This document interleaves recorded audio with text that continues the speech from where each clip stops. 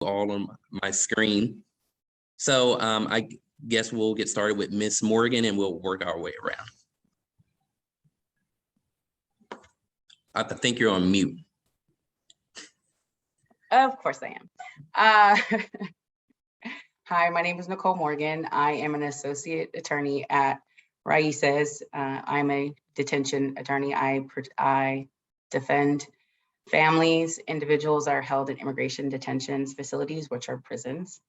I am very proud because when I was in law school, I was from the Southern region. So look at us represent, and I was on the national board for 2 years. And I look forward to discussing advocacy and why your voices are so important to our fight.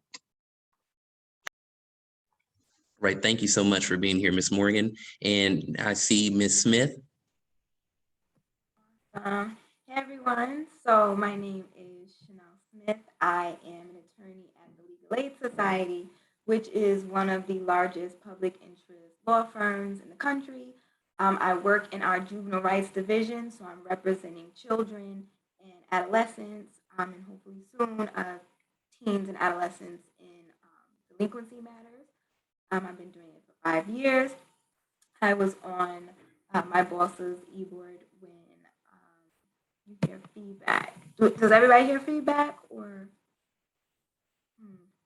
just a little bit? I don't know why. How about now still? Oh, better. Okay, good. So I'm just gonna start over just in case anybody didn't hear me. So like I said, I'm Chanel Smith. I work at the Legal Aid Society in our juvenile rights practice, which is one of the largest public interest law firms in the country. I've been working there. Friday makes 5 years out of law school. I represent children on juvenile rights matters such as neglect and abuse cases, custody cases, visitation cases. I think you accidentally hit mute.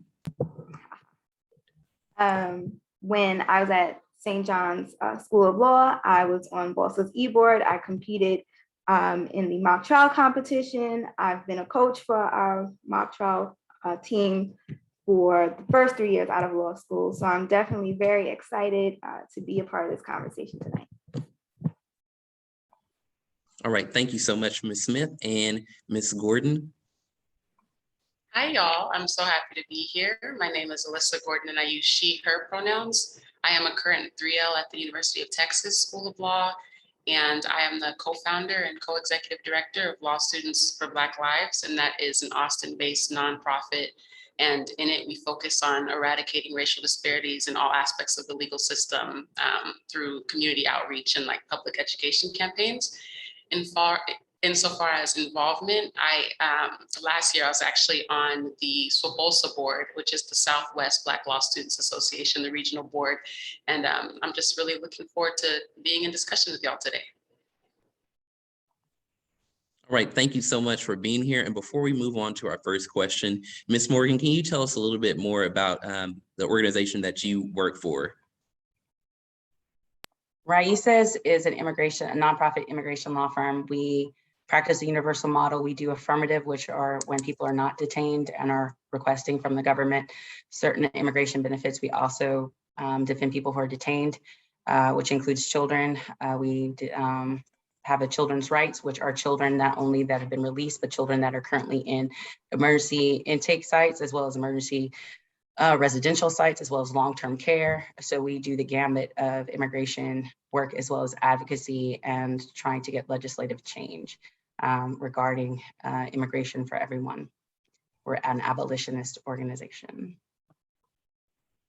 Right, thank you so much for giving us that information. We want to make sure that everything was on the recording. And I would like to start out our discussion, and you can all jump in however you want.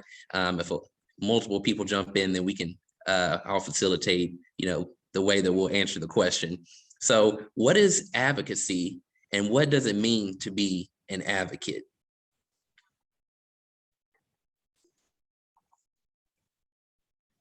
I could go ahead and get us started.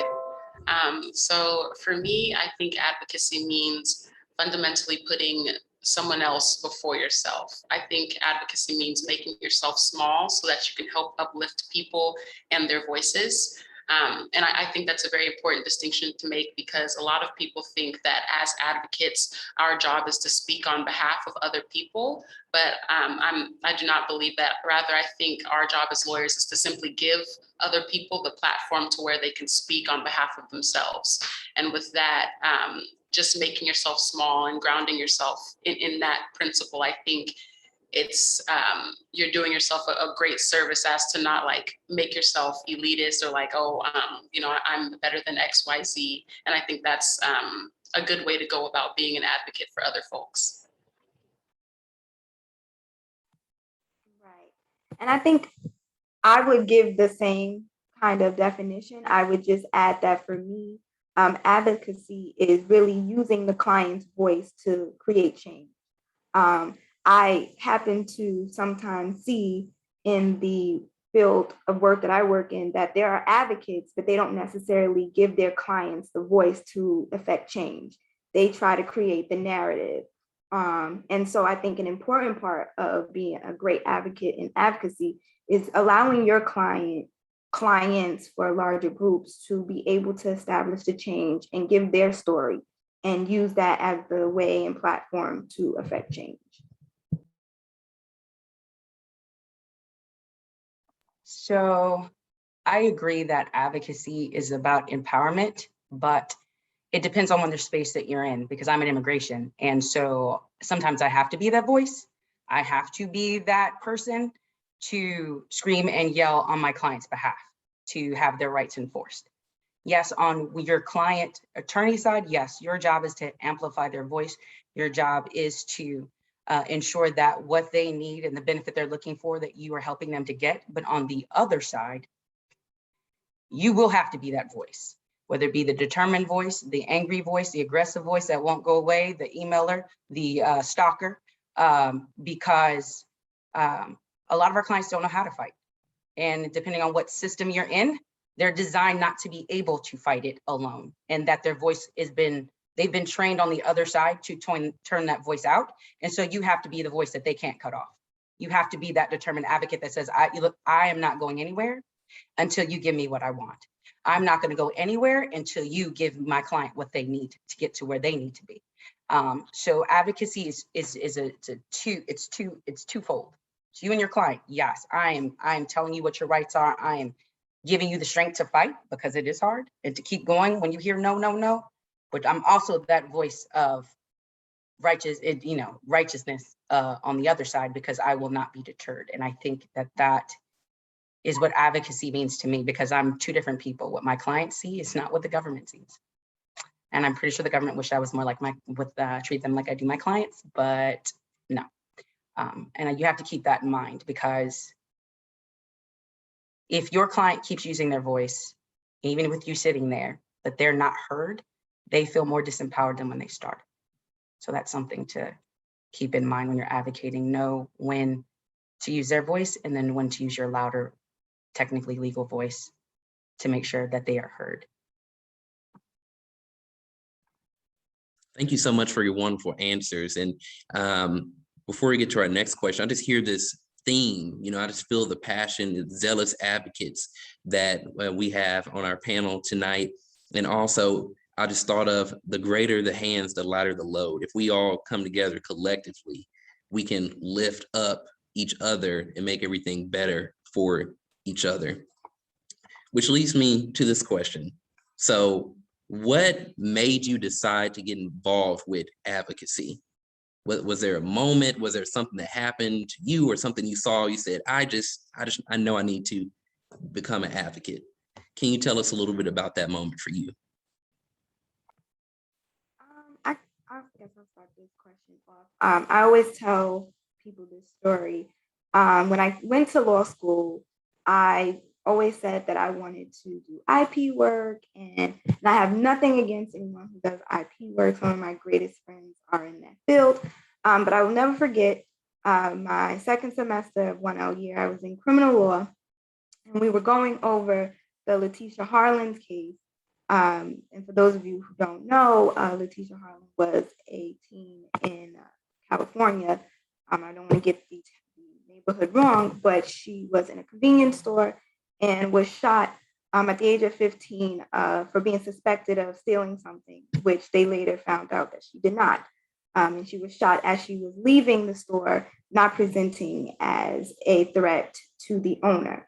And I remember sitting in class, and I remember that the majority of the law students said to our professor, he asked, how much time do you think she should get? Should she get the minimum of 3 years probation or the max of 10 years? Latasha Harlins. And majority of the class says she shouldn't even get probation. She should get 0 time. And the only students who raised their hands to say that she should get the max of time were the minority students. And at that time, it was only maybe 8 of us out of 80 students. And to hear the comments and to hear the things that my fellow classmates were saying, it was that moment for me that I said, I need to be an advocate. I need to be an advocate for youth to be able to help to create the narrative that we are not dangerous, that we are mistaken many times as dangerous. And for me, that was the moment that I said, I need to be an advocate and not go on the route that I originally thought that I was going to go in. All right, thank you so much for that, Ms. Smith. And I believe I see our other panelist, Mr. Temple. Thank you for being here. I'm going to wrap around, and when I get to you, I'll allow you to introduce yourself and just comment on the question that we're answering. So I guess next we'll have either Ms. Morgan or Ms. Gordon, if you would like to tell us. I've always been an advocate, probably because I'm an only child, so I always fought for what I thought was not right.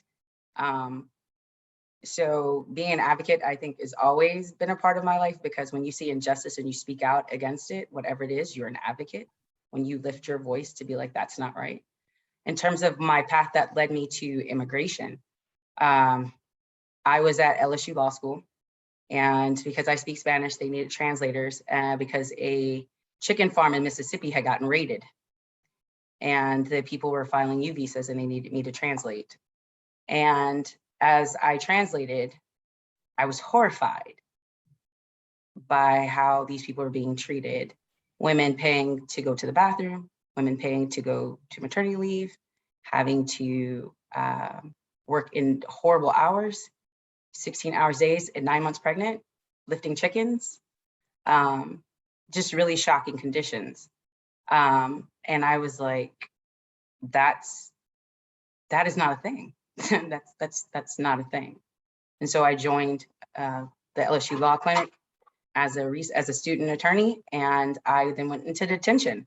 And I thought the chickens were bad. Detention is a whole lot worse, And seeing how much ICE and DHS deprive people of basic human dignity. And so I was like, that's my fight. Because I think that all people should be treated humanely and fairly. And so that's when I went into immigration. So I didn't say this when I started off with my introduction, but after graduation, I'm going to be clerking for a federal judge, and then I'm going to start my practice as a racial justice attorney. So to answer your question, Tristan, I mean, all my life, I've always been unequivocally committed to Black liberation. That's been a steady theme for me. But I think the defining moment that made me decide that I wanted to be a racial justice attorney, and specifically practicing racial justice law as it relates to incarcerated individuals' rights, was probably the story of Khalif Browder in New York City on Rikers Island. And for those of y'all who don't know, he was a young man who was racially profiled, arrested for allegedly stealing a backpack, and he was thrown on Rikers. And he went a very long time without like any type of due process, you know, And while he was incarcerated on Rikers, he was abused by other incarcerated individuals and ended up having to spend a significant amount of time in solitary confinement, like years. And I believe he was like 18 or 19 at the time. And basically the case ended up being dropped, so he was released. And after that, due to the trauma of his incarceration and his entire insidious entry into the legal system, from racial profiling all the way through, he ended up committing suicide. And it was his mother who found him in their home, and it was just such a horrific story. And after learning about that, I just realized truly just how marginalized our incarcerated people are. You know, nobody really advocates for them because they're seen as the worst of the worst. You know, if you commit an offense, you're automatically less than human. And I don't believe that. So after that story, I truly began to delve in incarcerated persons' rights, you know, advocacy work and things like that. And I mean, as soon as I start practice, I'm hoping to get right into it. Well, thank you so much for all of your responses thus far. Now, we're so excited once again to see Mr. Temple. Thank you so much for being here and joining us. So can you tell us a little bit about yourself and the organization that you work for? I believe the Zoom is on mute. So good evening. It's a pleasure to be here. I'm Donald Temple. I'm a 1975 graduate of Howard University and a former BOSA president at the University of Santa Clara, where I was also the SBA president. I graduated from there in 1978 and a Georgetown law grad here in DC with a master's in constitutional international law. I'm in a practice here in DC and I've been practicing now for 42 years. My practice is largely, substantially civil rights litigation and broadly, and it's against private sector folk, it's against the government and the employment space, police misconduct space, and most recently in foreclosure and commercial fraud space. I've litigated in DC, in Maryland federal courts and state courts and state and federal courts of appeals for some time. I'm originally from Philly, North Philadelphia, and my advocacy is informed by my sense of history, our sense of history. And you can't be of African descent and in the world and not have a sense of what that means in terms of historical victimization as a matter of course achieved through law, substantially achieved through law. My perspectives have changed as I practice law and my concept of law. I also run the Charles Hamilton Houston Law School Prep Institute. Simone was a graduate of our program. Our program is a 7-week program run out of Georgetown Law Center for the most part, the last couple of years digitally. I have another graduate here, Kevin Thomas, who's on the Zoom. And we prepare entering law students for law school. It's a 7-week program with an introduction to study of law, tort civil procedure, contracts, 3 exams, the writing of an appellate brief, and the arguing of an appellate brief taught by predominantly African-American or Latino professors. The notion of advocacy, I would just like to speak about it briefly from the context of Charlie Houston and the notion of what it means as students to be advocates, because we tend to glamorize the law and we think that hey, it's one thing to be a lawyer, it's going to be something to go into a court of law and to try cases or to go into these corporations and these big firms and the like, or even the government. But I think that for me, it's critical to have a deeper sense of the law and what the law means as a framework in our country, whether it's through the Congress, whether it's through the courts, or whether it's through society as it informs the law, and as that framework, how it has historically informed our existence, our opportunities, our rights, as well as our victimization. And I would say that in looking at Charlie Houston or Thurgood Marshall, at least in the body of the law, it's a good example of what advocacy means. You know, Houston coming out of the war, coming back to the United States and seeing a double standard imposed. His sense of advocacy was in the marrow of his bones. Houston's sense of advocacy was the marrow of his bones. That's in the law. But in our experience, we don't have to look merely at lawyers to understand what advocacy means. Harriet Tubman's advocacy was in the marrow of her bones. Mary McLeod Bethune, Sojourner Truth, Fannie Lou Hamer, Medgar Evers, some people who never spend a day in the law school so that you could be sitting in the law school with some sense of what the future would mean, how critical it was. But I would add to that, there are lessons to be learned. What are we advocating for? What does it really mean? You know, sometimes we pursue, and I challenge you, particularly younger folk who are going to be in a different world than I've been in, as you think to give this whole subject your best minds, because it's not really a question about advocacy in a vacuum.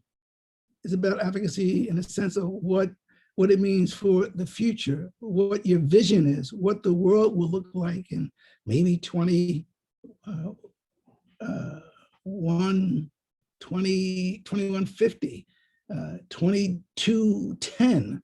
It's like that. I used to ponder. I mean, I'm pushing 70 in a few years, and I used to ponder. I said, geez, I'll be 50 years old in 2003. And guess what happened?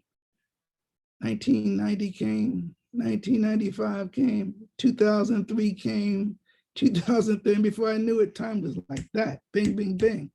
And the concepts and thoughts that I had as a lawyer and all the advocacy that I've engaged in, that's in the National Conference of Black Lawyers and the National Bar Association.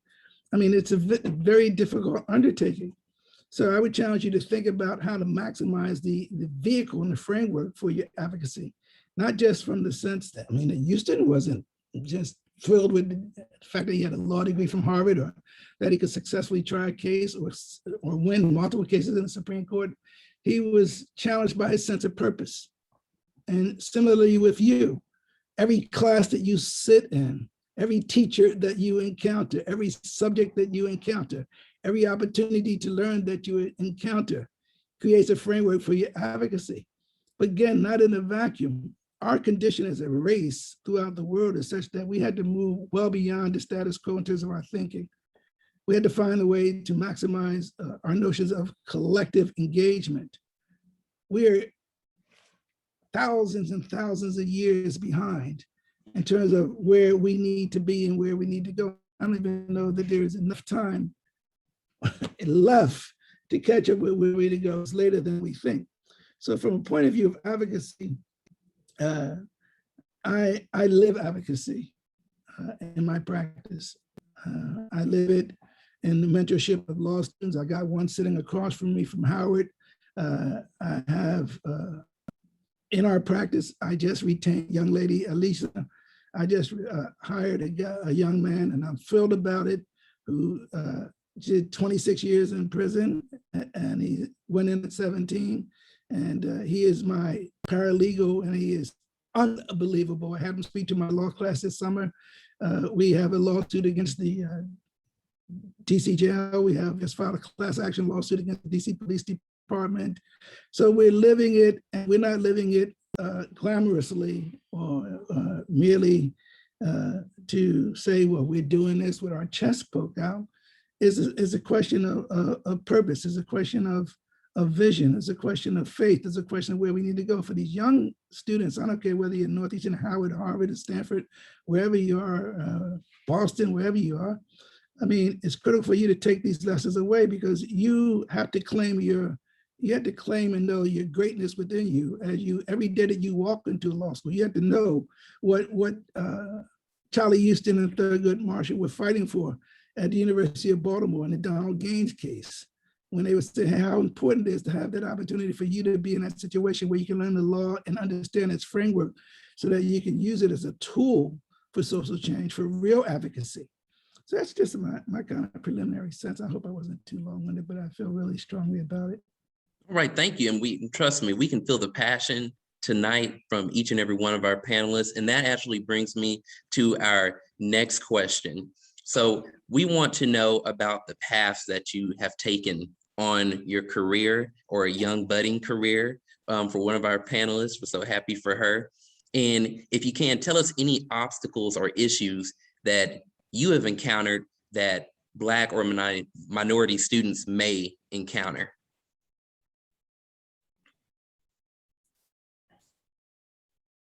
Ms. Morgan, it looks like you want to say something.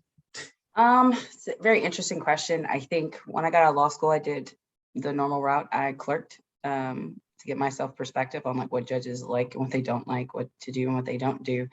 And then I went from that experience to back into the immigration practice.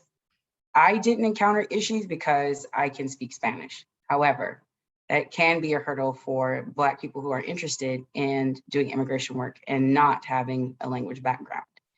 But that should not stop you, because we need every voice we can get on this front, especially as it relates to Black immigration, which is the toughest. But I can see how a Black law student would get deterred if they decide after doing some immigration work and trying to get in and they don't have a language skill. And I would say don't be deterred, because you can just remind them in the interview that that is what a language line is for. All of the organizations have them.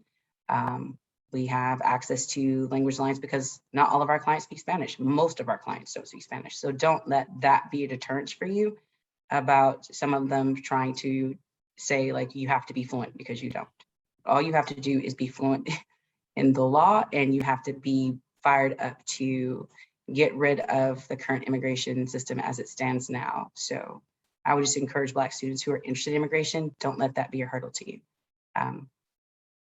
And if anyone needs like help or support regarding that on how to push back, you know, I'm more than happy to leave my email in the chat so you guys can reach out to me, because we are very small in terms of Black lawyers in immigration, but we are mighty. And so the more Black lawyers we have in this space, I think the better the fight will be in terms of Black immigrant rights. All right, thank you so much for that, Ms. Morgan. Ms. Smith? So can you just repeat the question? I want to make sure like I'm hearing you correctly. I want to. Yes, no problem. So what can you tell us about what path you took on your career and any obstacles that you faced that you think Black or minority law students will face? Okay, so I'm a juvenile rights attorney. So I'm in law school. I was a part of our child advocacy clinic for 2 years. So that's how I got into family court. I started representing youth at the border doing special immigrant juvenile status cases. I know, Nicole, you know all about those kinds of cases. So I originally started doing immigration work for children. And then when I got to the Legal Aid Society here in New York, like I said, I started doing primarily child protective cases. And so one of the challenges that I faced as a young Black new attorney was just a respect level. New York is a very hard place to practice in, as you know, a lot of people know. And working in family court, where I look like 99% of our clients, whereas most of the other attorneys and the judges do not, I thought that was giving me like an advantage. And I think it does, because the families appreciate my advocacy, because I'm able to interact and empathize with them on a level that sometimes my colleagues are not. However, I did get a lot of pushback first when I was first doing trials and conferences, just, you know, kind of like a vetting stage where people would test my intelligence or test my my experience, because I was able to, you know, I grew up in New York. I knew where a lot of these families were coming from. I understood the poverty level. Majority of the cases that I advocate on are not necessarily child neglect cases, but you know, they center around poverty in New York City. And so I gave a different perspective than my other colleagues. And I would see a lot of pushback because of that. And so for me, that was a challenge of, you know, showing that I was a great advocate, and it wasn't just because, you know, I related to my clients, which I thought was a great advantage. Whereas, you know, with my colleagues, it would come off a different way. Or even I've had certain attorneys, when I first started, they thought I was a caseworker and refused to call me Miss Smith. It was, Chanel, and not giving me that level of respect. And so I know that may not happen to everyone, but that was definitely my first few experiences being a new attorney in New York. All right, thank you so much, Ms. Smith. And Ms. Gordon, I know that your career just may be at the beginning, but I know someone had to tell you, you started a what while in law school? Can you tell us a little bit about, just give us a little bit about what you think that we would face or any obstacles that you personally face thus far? Sure. So at this point in my career, so my 1L summer, I interned for the Habeas Corpus Resource Center in San Francisco, and I was defending capital clients who were on death row, and I was doing a lot of racial justice work with that and how like racism is inextricably intertwined with the death penalty. And then I interned for the Southern Center for Human Rights in Atlanta, and I was representing incarcerated individuals in like parole hearings and stuff like that. And then this past summer, I interned for the NAACP Legal Defense Fund, also doing racial justice work. And then finally, right now, I'm interning for the ACLU of DC. So in all of my experiences, I think the biggest difficulty for me was the culture shock in coming to terms with how white the legal profession is. I mean, for example, when I was at LDF, most of the attorneys there, are Black or people of color. So it was very, I felt at home, it was a very warm atmosphere and it was really awesome. But, in like some of the other places I've been, it was just very shocking for me because I'm like most the percentage of Black legal professionals is like super small, but to like physically be confronted with it was just a huge shock for me. And I know usually it's like the opposite for folks. People are like off the bat, like, oh, I'm confronted with how white the space is. But for me, I was in these Black settings and then just recently was confronted with that, so it's something that I've been grappling with. But I think that's probably an issue that some other racial justice attorneys might encounter depending on like the organization that you're with. But with that, I would just say to remind yourself that you don't have to prove yourself to anybody. Like Chanel was saying, how people were trying to like test her education level. They weren't giving her the same level of respect. And I'm so sorry that happened to you. But I guess I've just been reminding myself, I made it here for a reason. I don't have to prove my worth to anybody. And that keeps me grounded. And I just stay focused on the work as opposed to showing myself to other people. All right, thank you so much for that, Ms. Gordon. Mr. Temple? Sure. First of all, I'm just so honored to be on the panel with these panelists and to see their incredible accomplishments. I mentioned that I'm from Philly. My greatest challenge coming out of college, Howard, in 1975, and going to California to law school was the fact of my own background. My father had never gone on to even high school. My mother only had a high school degree, and we had no lawyers in my family. So everything I learned smack on my face. Everything in practice, I learned smack on my damn face. Okay, but it didn't impede me. I find that law students a lot of times, and I've been teaching now for 42 years in our summer law program. A lot of times, as African Americans, we adopt the way that they think about us, and therefore we have self-imposed limitations. We begin to doubt ourselves and think that we can't do things, et cetera, et cetera.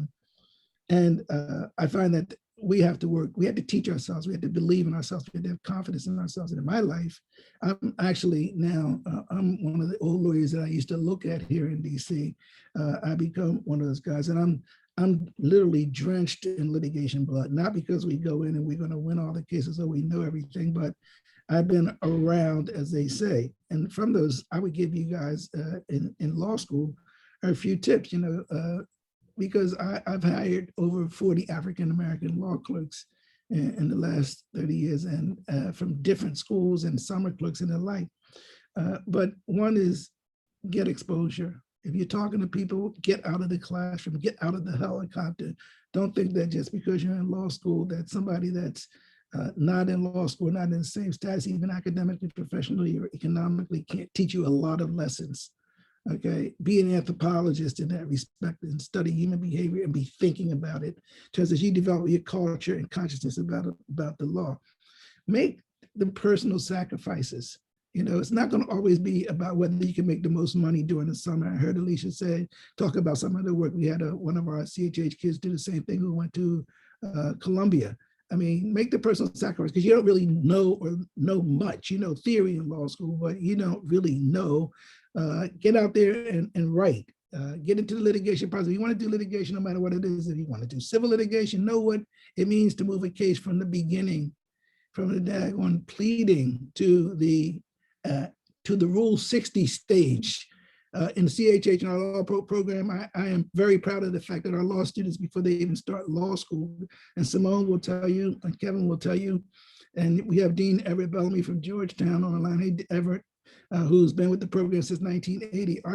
Our students can walk you through the civil litigation process by week 1. They're already on from Rule 8 to 12, 56, 59, 60, all the discovery rules, et cetera, and they have a context for those rules. And it's critical to have the practical sense of the rules. So it's not just a classroom thing. Not only that, I can underscore that when you're reading all these cases in law school, it helps you to understand these dynamics. And I would just say, as a litigator, particularly in the area of summary judgment, and what it means to our people in some of these very contentious civil rights cases, so develop your skill. And then there's another sense of 2 real quick things, a sense of time. Time is never going to be our friend. I always ask, where's it going? September came, October came, who knows? We go from 4th of July to Halloween, but time is going to fly. But understand time. Young people have to understand there's 168 hours in a week. Use that time wisely. And lastly, 2 things, just grit, something that they don't teach you in law school, grit. And that's just being courageous enough. If you don't understand something, then dig in, because there's never going to be a time, and any lawyer knows when they go and you're dealing with your counterparts, they can look at you any damn way they want to look at you until you spank that butt, okay? And once you spank them, guess what? Everybody looks at you differently. Not just the opposing counsel or your clients, but the court as well. And you're not going to always win, but I've had cases, I swear, we lost the case in a trial. I filed a motion for reconsideration. We lost. We went to appeal. We lost. We filed an in-bank, Alicia. We lost. That's 4 losses, and the blood is coming out, but I swore we were right. And afterwards, that case went to the Supreme Court, 5-4 decision. So it doesn't matter if you fight and fight and fight, and you believe in your right, have some values. And in that regard, I always tell my students, and I tell lawyers that work here, I don't know if you guys believe this, but I've been in so many situations where I never lose my faith. It may seem, I don't care how many people on the other side, I never lose my faith. Once you have a sense of who you are, and you have these various ingredients and this courage and this faith and your sense of yourself, you can walk in any room, whether it's a classroom or a courtroom, and you don't have to worry. You will then embrace and become. I always say when I go in the court, I don't know what happens, but I think the ancestors just come into my spirit, and if there's any gray area of doubt, it's gone. When you go into the classroom, it's the same thing. When you walk into a classroom, if there's 60, 70 people that don't look like you, that's life. But it shouldn't inhibit or impede you. And you should learn how to use that as a lesson to enhance your advocacy, your confidence, and develop your courage. Imagine Charlie Houston and Thurgood Marshall and their whole struggle. There wasn't a 1,000-person National Bar Association or 500 or 1,000-person Black Law Student Association. They weren't appearing before Black judges at either high court, appellate court, or any trial courts. That's the power of us. That's the greatness of us. And I'm glad you said that, the power of us, the greatness of us coming together. And we understand that being an advocate, one thing that we have to do is form relationships. And I see that our time is elapsing. So if you can quickly, just give us your thoughts on this question. So advocacy work is largely based on a consensus forming using relationships. So how can we as Black lawyers build those relationships, even, across different categories, race, socioeconomic status? How can we build these relationships and foster these connections so that way collectively we can advocate for change?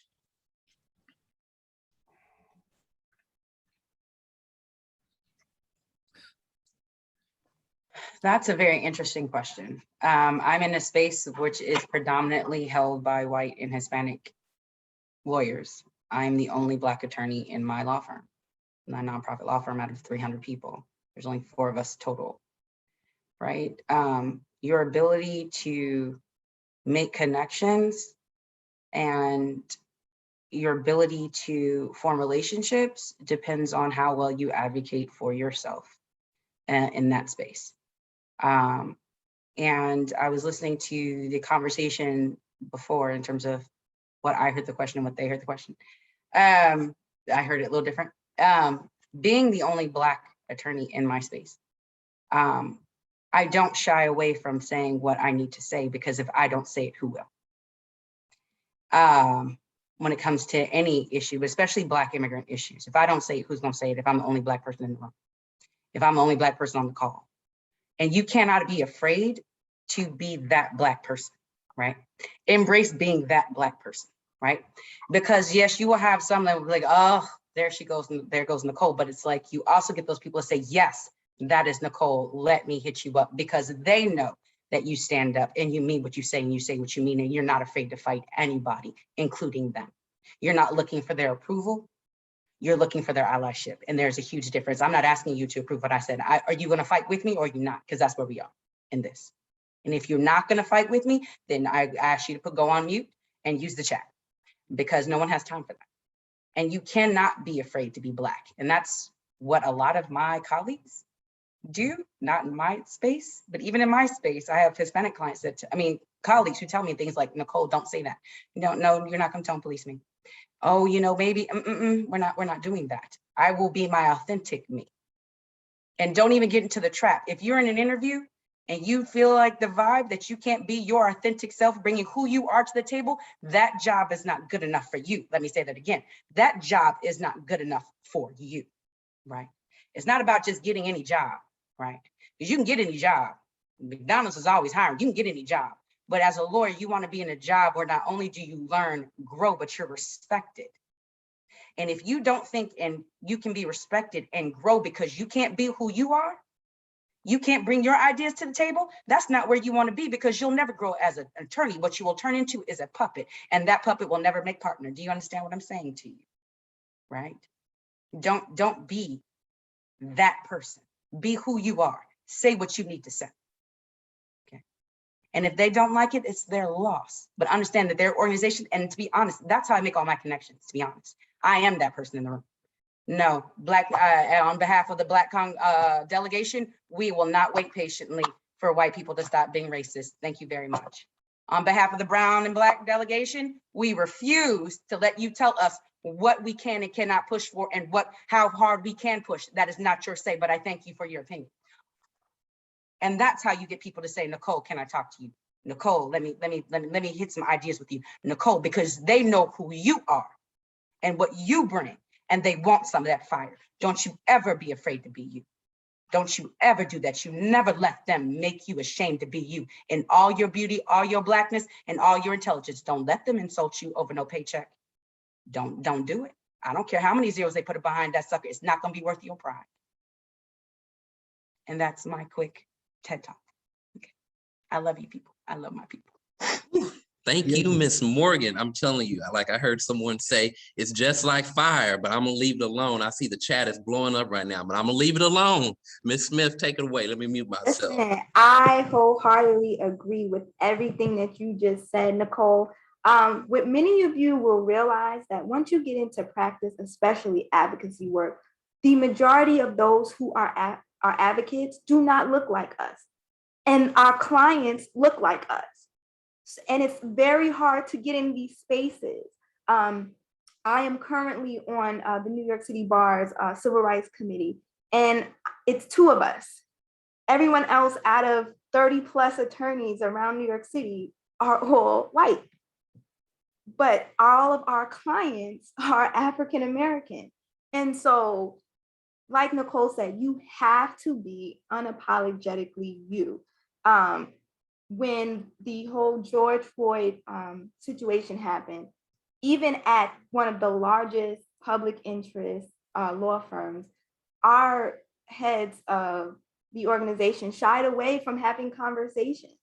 And even in my office, they shied away. And it was me who, got on the Zoom call and said, so when are we going to talk about the issue, about our colleagues who represent minorities who are just as racist as people who don't?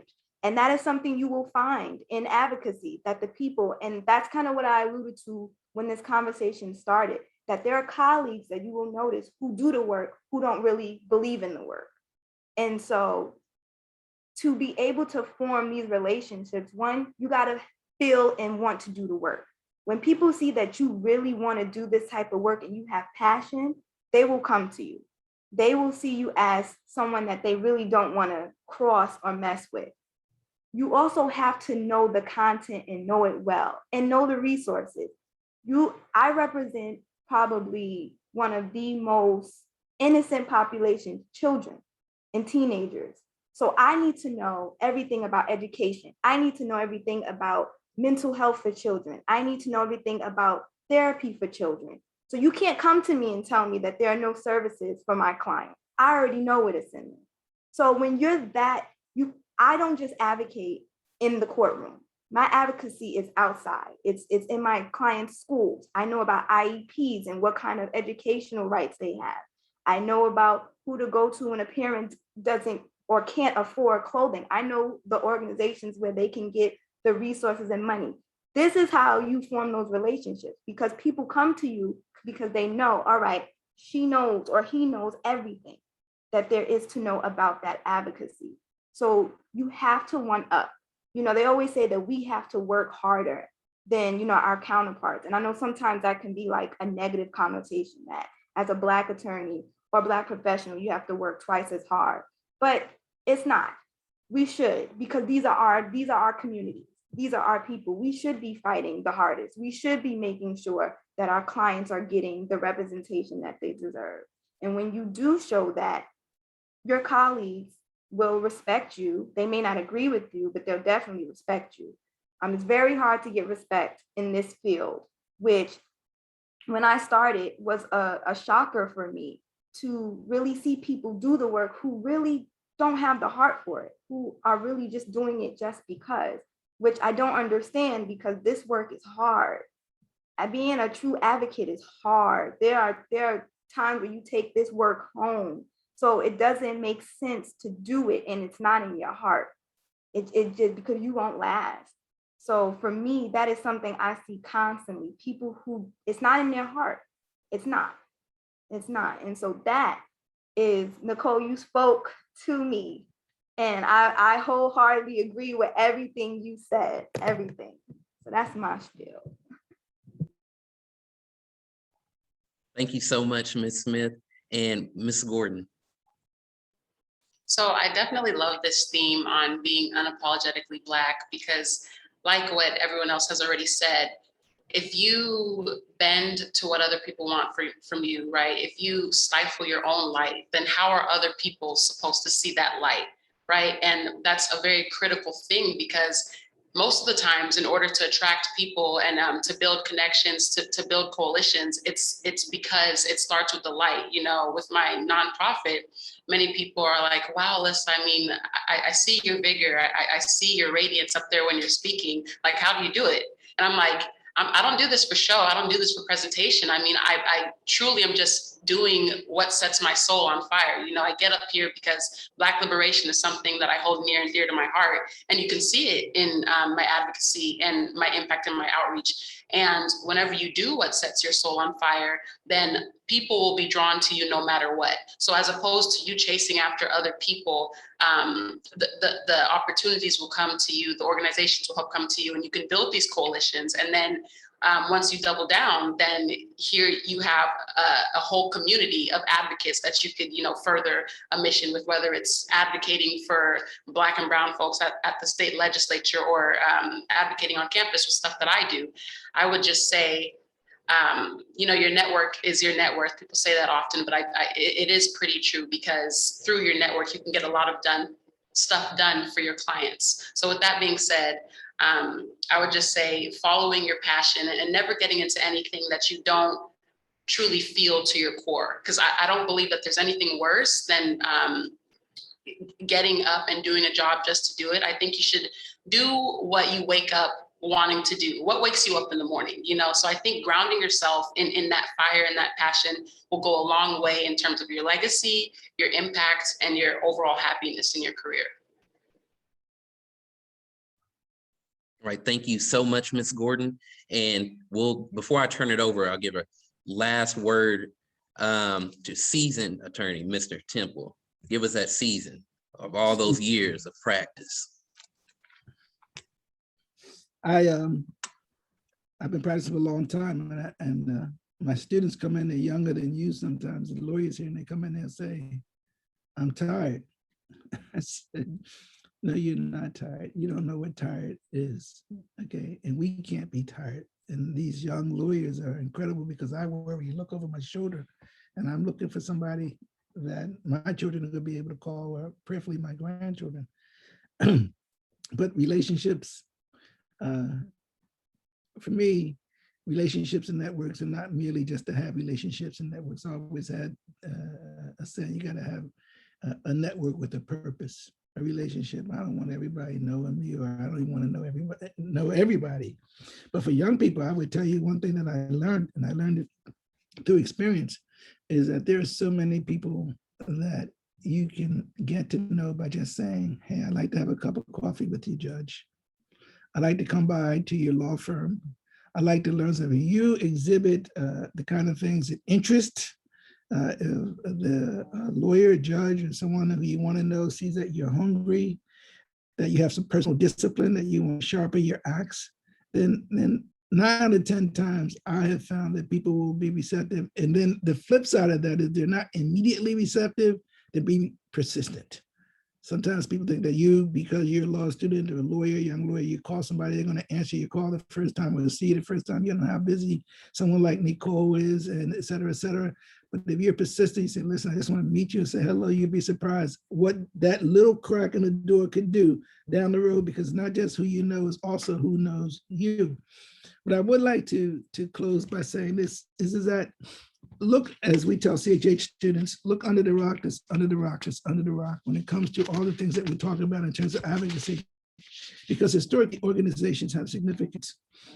And we have yet to really develop an organization that can harness and master all of our resources and move us in a particular direction. A lot of times our organizations are assimilative in nature, and we want to be like somebody or have these other standards validate what we do.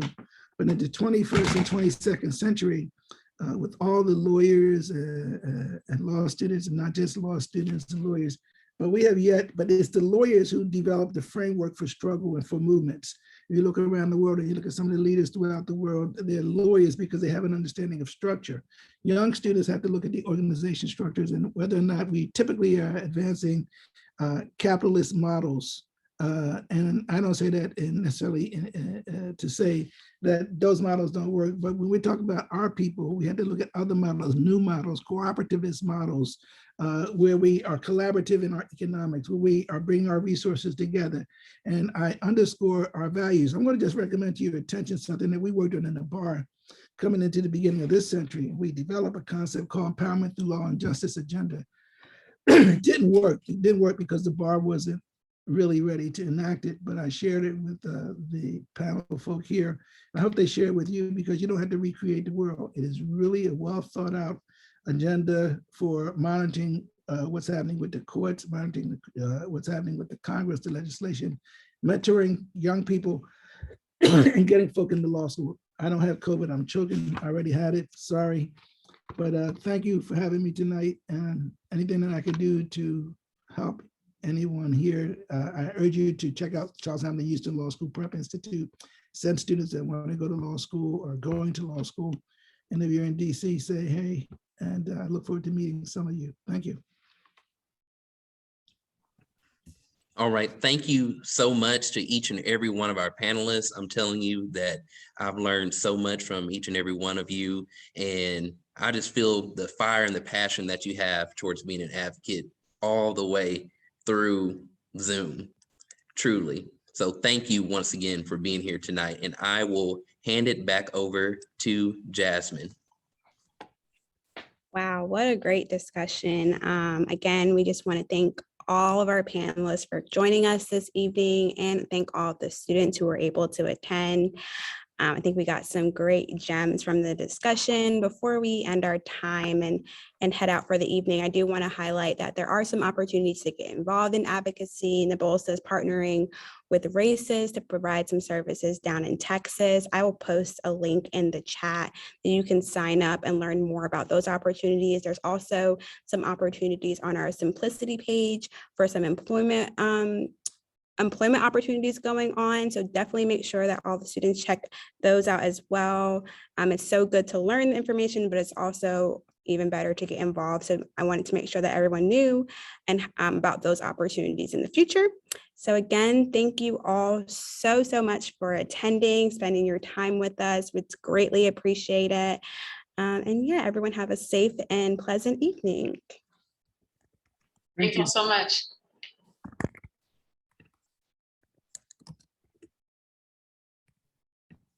Thank y'all